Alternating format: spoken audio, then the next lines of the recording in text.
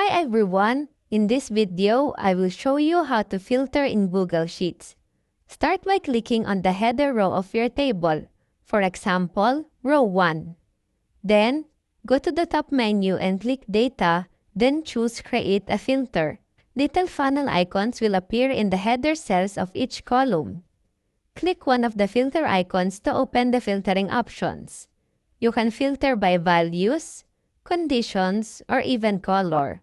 For example, you can uncheck certain entries to hide them, or choose filter by condition to show only values that meet specific rules.